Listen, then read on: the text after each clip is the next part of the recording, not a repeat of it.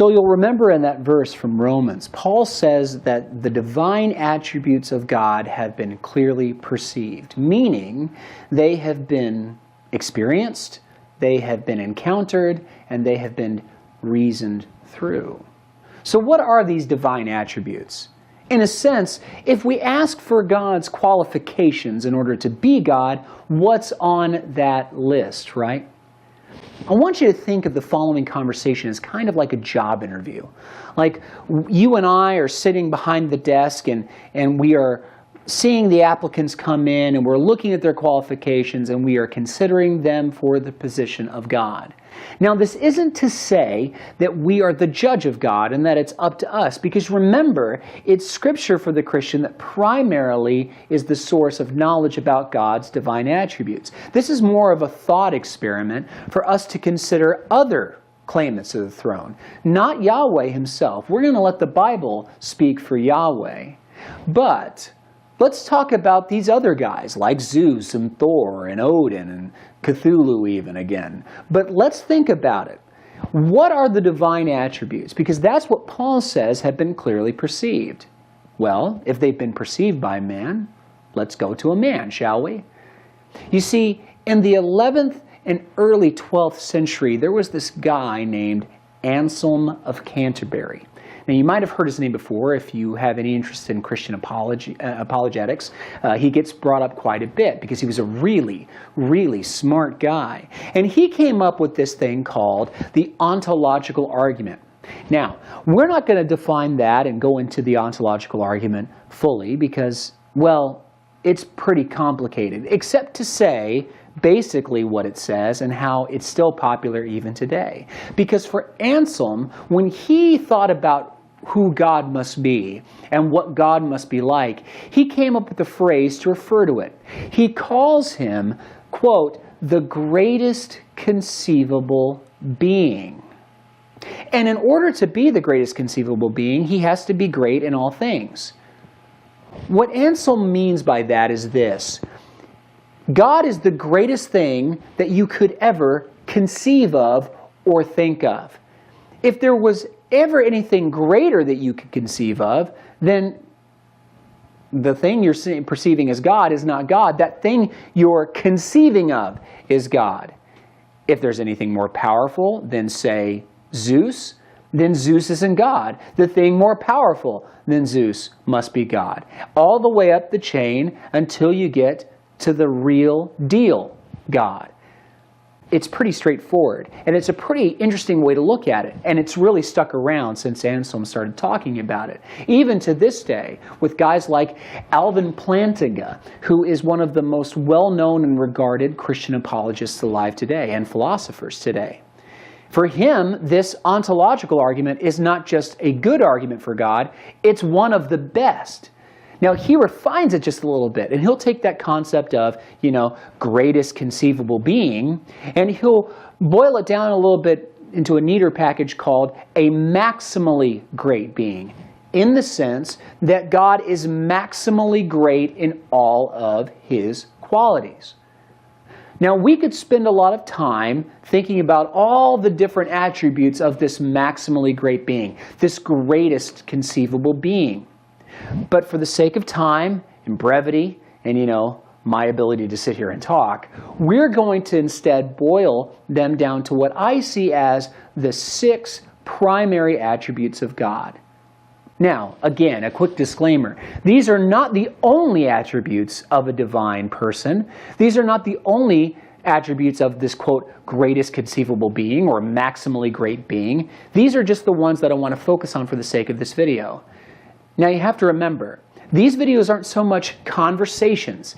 They're conversation starters. So if this conversation piques your interest about this topic, and you want to know more about guys like Anselm or Alvin Plantinga, or if you ask yourself the question, if these are 6 divine attributes that God must hold, what are some others? We invite you to ask some questions. Go find out for yourself. Contact us here at Apologetics Underground even if you'd like to. We'd love to talk to you more about those. But for the sake of this video, let's focus on these 6, shall we? And they are this.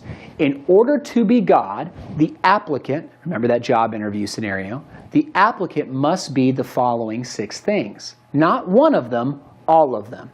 He must be eternal. He must be singular. He must be all-powerful. He must be all-knowing. He must be all-present. And finally, he must be all-loving. Now again, that's not the end of the list, but for me, those are certainly the ones at the top. So let's take a moment and talk about these qualifications, these 6 characteristics, define them a little bit, and then we can start asking, does anyone meet this standard? That I'm going to read, the excerpt is on page 109. And what you wrote is this. The whole argument turns on the familiar question, who made God? Which most thinking people discover for themselves. A designer God cannot be used to explain organized complexity, because any God capable of designing anything would have to be complex enough to demand the same kind of explanation in his own right. God presents an infinite regress from which he cannot help us to escape. This argument, as I shall show in the next chapter, demonstrates that God, though not technically disprovable, is very, very improbable indeed. Right. Design is dead, otherwise one must explain who designed the designer. Well, we skate over a lot when we say design is dead. I think probably John and I would agree that life is explained. Darwin explains life, and no serious scientist doubts that. So we go back to the previous, a rather more difficult stage in the understanding of where we come from, which is the origin of the universe itself. And that really is genuinely difficult. We don't know. We understand essentially biology, we don't understand cosmology. In a sense, we could say cosmology is waiting for its Darwin. John mentioned in the answer to the previous question the idea of the physical constants being finely tuned. And it's quite true that many scientists, many physicists maintain that the physical constants, the half dozen or so numbers that physicists have to simply assume in order to derive the rest of their understanding, just have to be assumed. You can't provide a rationale for why those numbers are there. And physicists have calculated that if any of these numbers was a little bit different, the universe as we know it wouldn't exist. We wouldn't be here. The universe would perhaps have fizzled out in the first yoctosecond, and so we wouldn't be here, or other things would have gone wrong. It's tempting, once again, to import the easy, facile idea of a designer and to say that the designer twiddled the knobs of the universe at the Big Bang and got them exactly right, got the gravitational constant right, got the strong force right, the weak force right, and so on. But it seems to me to be manifestly obvious that that is a futile kind of explanation because, as the quotation says, who designed the designer? You have explained precisely nothing, because instead of just saying, oh, well, the knobs were tuned to the right values anyway, you say, oh, there was a God who knew how to tune the knobs to the right values. And if you're going to postulate that, then you've, in a sense... Okay, so makes sense, right? The idea that if God created everything, you have to ask, well, who put God there? And then if something put God there, then you have to ask, well, who put that there, and so on and so forth. You heard the argument. Let's give credit where credit is due. He's right. If you find yourself in an infinitely regressive loop, I think you can really start to understand that your position or your belief is a little incoherent, and maybe you should rethink it, or at the most, even abandon it. But what's interesting about that is not only the argument and its validity, it's the response to it. You see, no one believes in created gods. Not really, because at the end of the day, created gods are Well, they're kind of dumb. Think about it. You've heard of the goddess Aphrodite, right? Or Venus, if you're coming from a little bit more of a Roman background. Have you ever read the story of how Venus shows up, how Aphrodite becomes Aphrodite? You've probably seen the picture. You know, it's a pretty famous picture. Her there and the oyster and she's coming out. According to Greek myth, Aphrodite was formed from sea foam. That's right, sea foam. She came out of that stuff that you don't like to put your feet in when you go to the beach. That's the source of a goddess? Come on. We know better than that. Because the idea of gods just coming from somewhere, well, it seems a little silly, doesn't it? In fact, in most polytheistic religions, the gods, the multiple gods that they believe in, are made, well, kind of the old-fashioned way. They have moms and they have dads. Again, see Greek mythology for more on this. But that's silly because, again, the infinite regression argument is a valid argument if we find ourselves in it. But we don't. Because Christians, and rightly so, have never believed in the existence of created gods. Gods that have beginnings. We believe in a God that has neither beginning nor end. In a sense, he is infinite or eternal. There was never a time when God was not. You know, the Bible makes this idea about God pretty clear too. I don't want to let the cat out of the bag too early.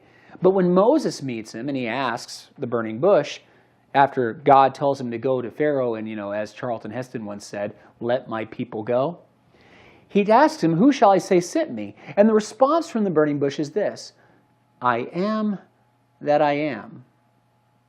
That's the name of God. I am. What does it mean?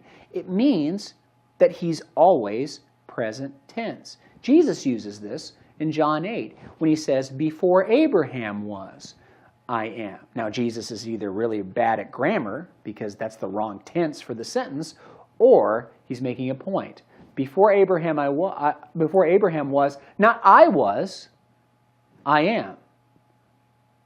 Not before Abraham was, I will be, I am. He's always present tense in the sense that he is eternal. He's always been here. That's what you need in order to have God. Now, you remember that from our first video when we talked about if for the universe to have a cause, that cause has to be infinitely powerful and eternal. And that's exactly who we believe God to be. He has to be eternal. Because if we believe in created gods, we find ourselves in that infinitely regressive loop. Which ironically is exactly where Professor Dawkins finds himself. Because you see, Professor Dawkins believes in a naturalistic cause for the universe. He believes that it came about due to impersonal, natural processes. That things like gravity or, you know, bubbling quantum soup or whatever caused the Big Bang. But you have to ask yourself, if gravity caused the Big Bang, where did gravity come from? And if you say, well, it came from that bubbling quantum soup. If it came from that bubbling quantum soup, where did the bubbling quantum soup come from? You see where we're going with this? You have to going back to something else. Infinitely. Finding yourself in that same loop that proves your position is incoherent that Professor Dawkins accuses Christians and theists of being in. But we're not. There's no loop. There's no infinite regression. We don't believe in created gods. That's silly. We believe in an eternal God. So, that's the first one. In order for God to be God, he has to be, number one, eternal.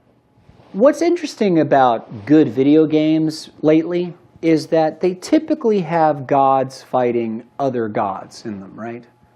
I mean, we've got video games right now that are huge monumental sellers that are built upon that premise.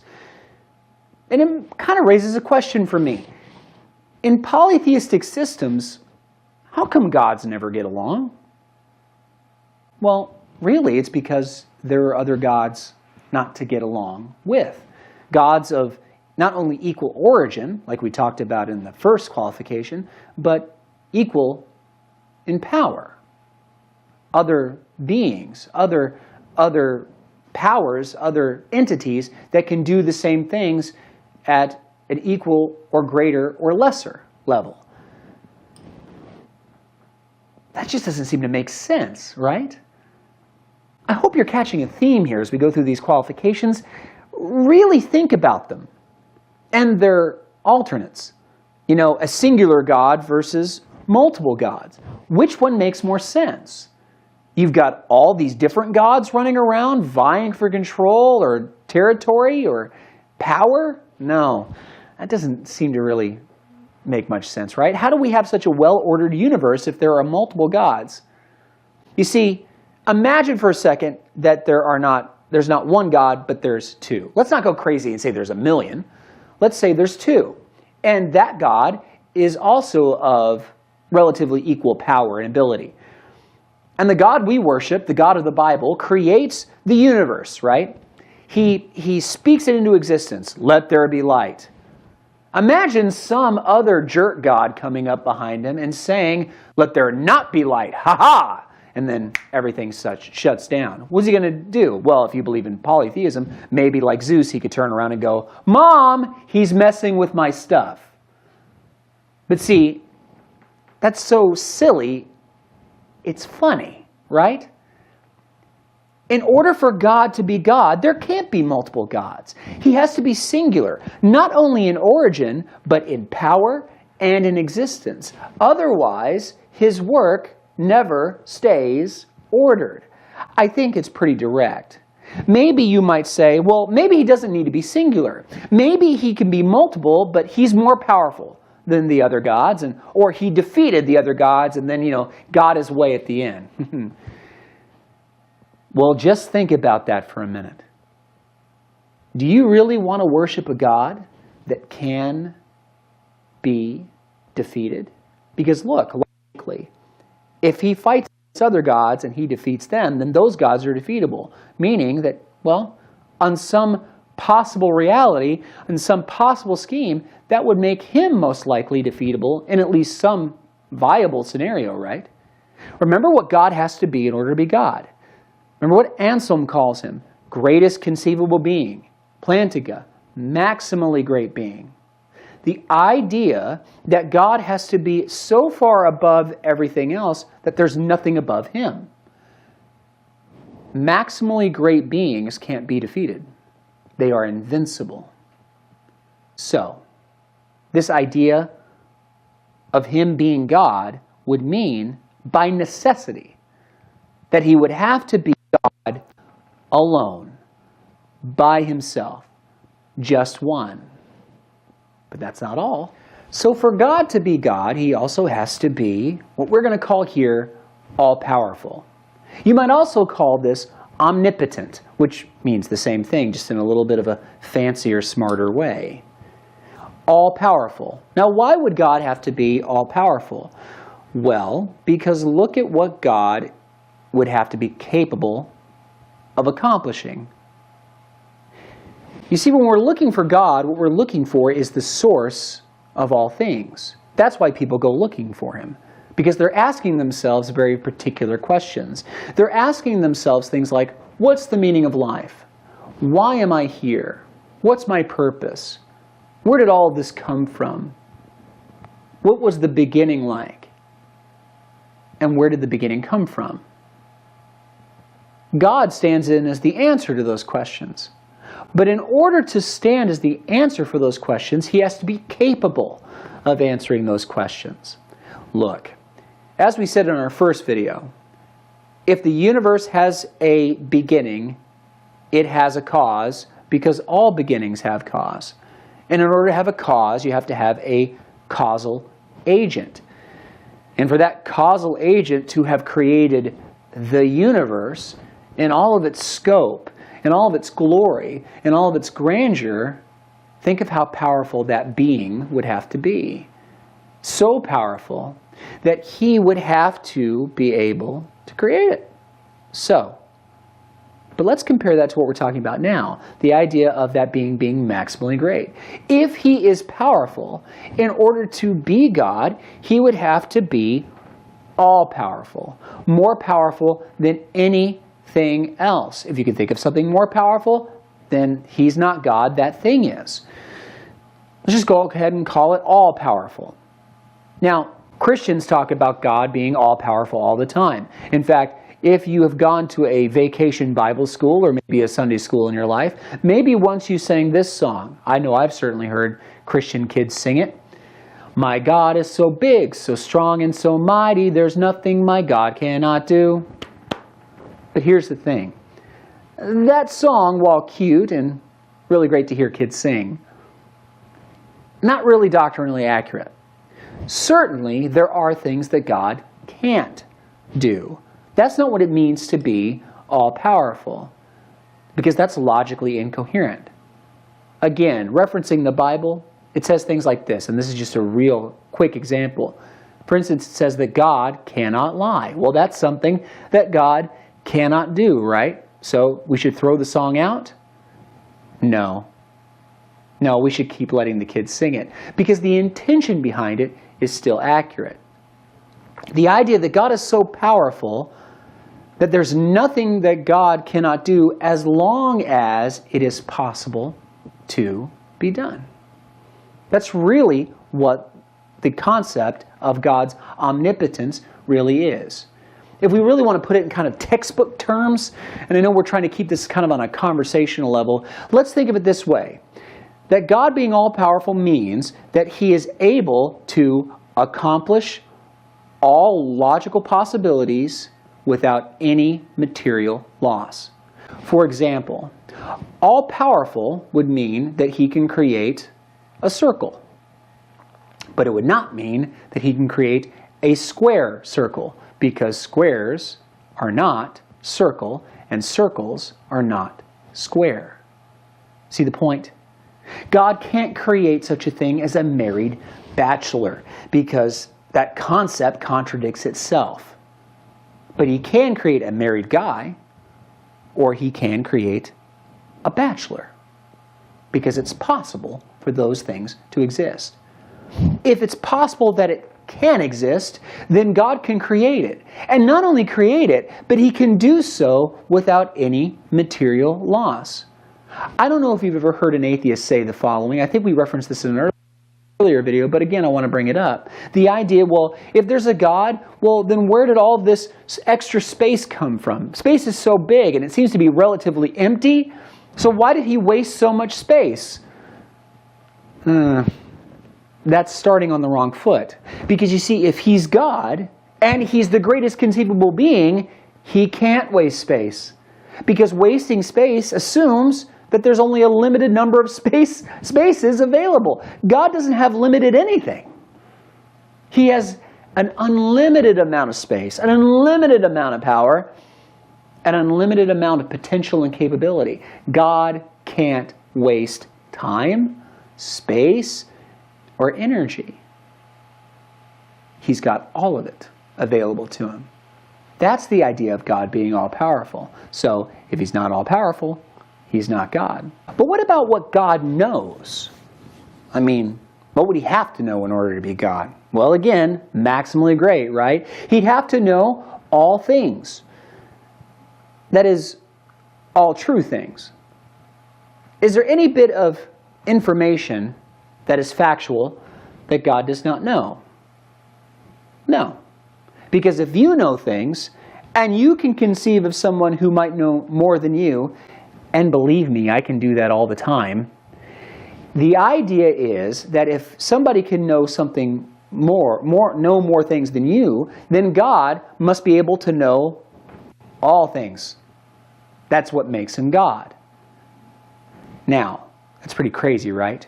Because it has a lot of deep-reaching consequences. If God knows what I'm going to do before I do it, then am I really the one making the choice? Look, that's really a question for another video, but let me just stop for a moment and say this.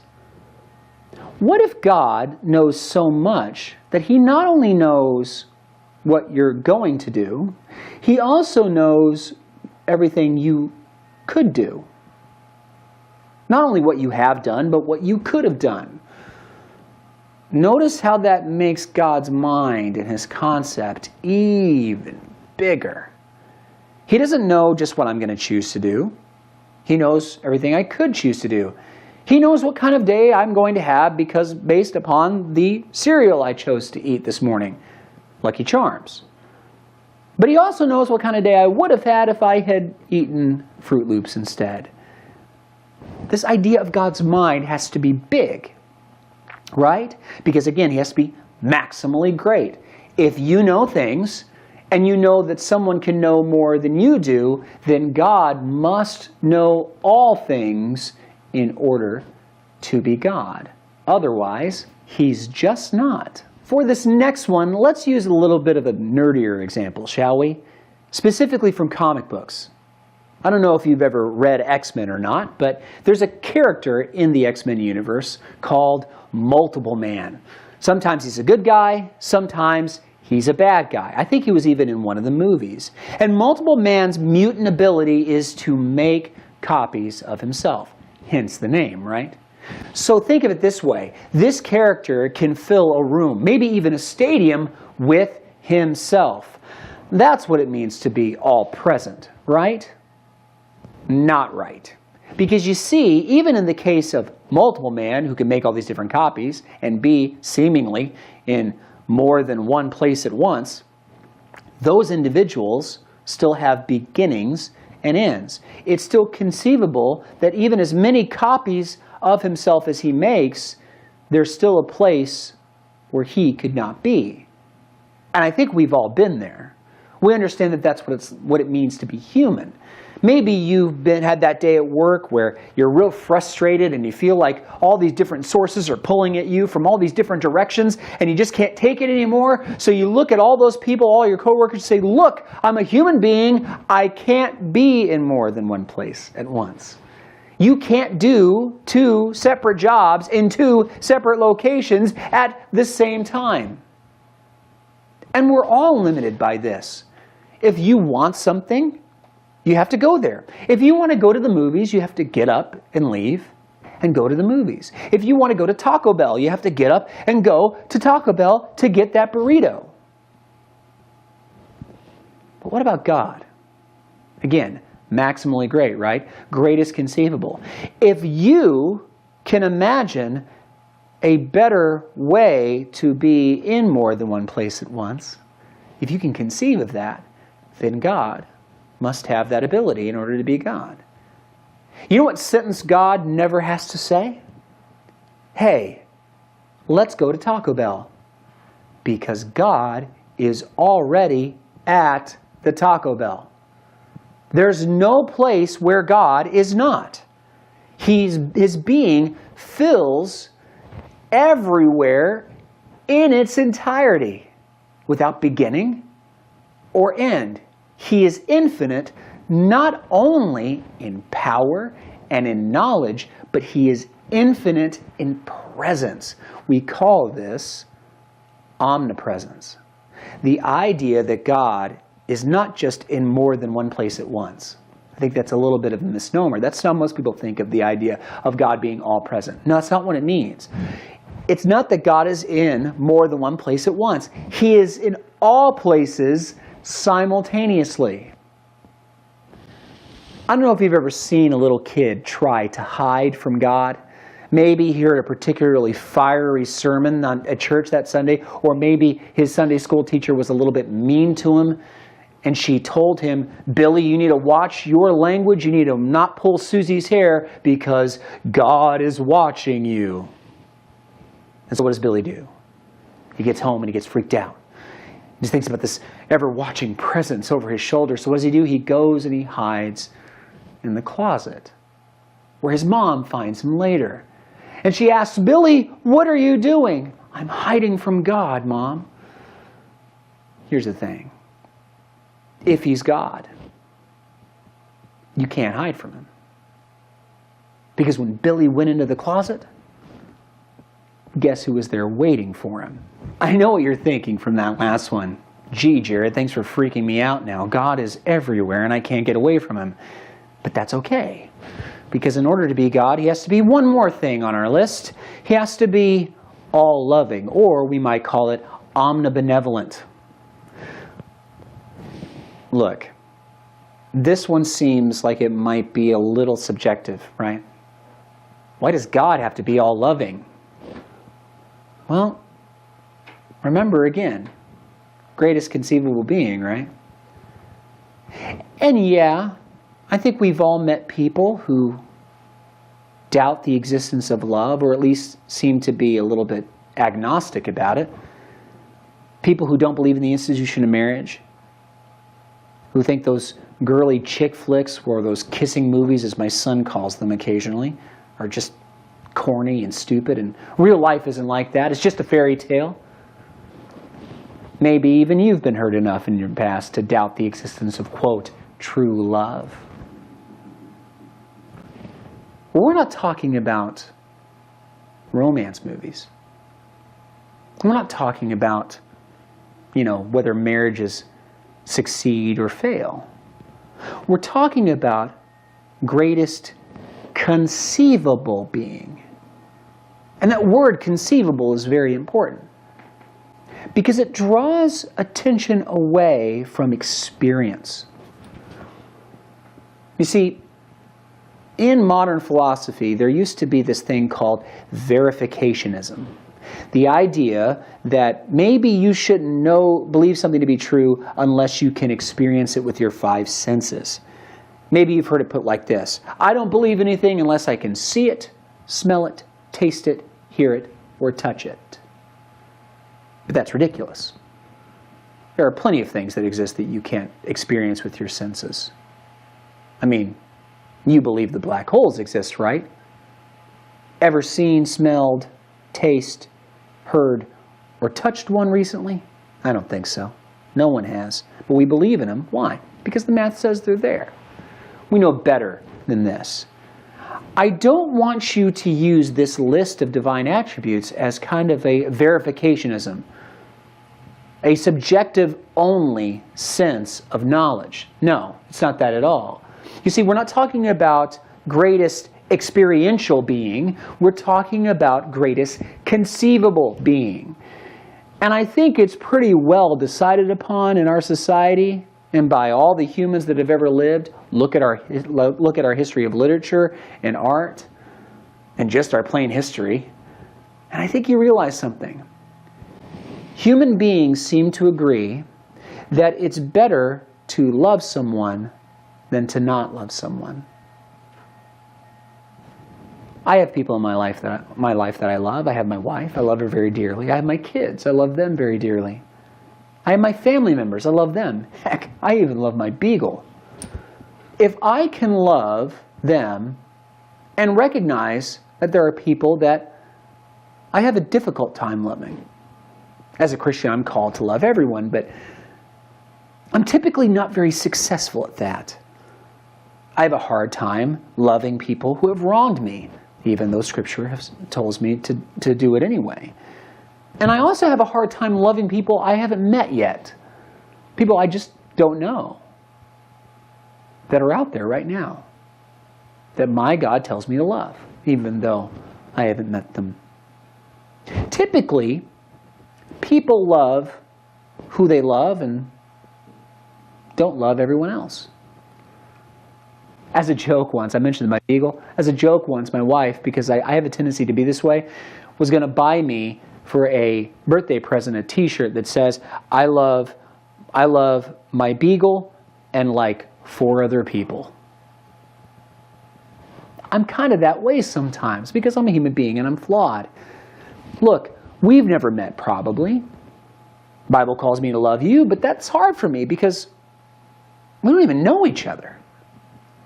So if I can realize that there's a gap in my ability to love, there's a flaw there, where my ability to love only goes so far, but I could imagine it going farther and recognize that that would be better. Well, what must that say about God? That God would have to be all loving. That God loves everyone. That's a really great one. Because remember Billy hiding in the closet? God's watching me, Mom. I'm so scared. And now you just told me that I can't hide from him. I can't escape him. I can't get away from him. What's a mom to say in a situation like that? Simple. You're right, Billy. God is watching you. And you're also right, Billy. You can't outrun God or hide from him because he's everywhere. But that's okay. Because God loves you, Billy. Because if God doesn't love you, Billy, you have nothing to worry about. Because he's not God.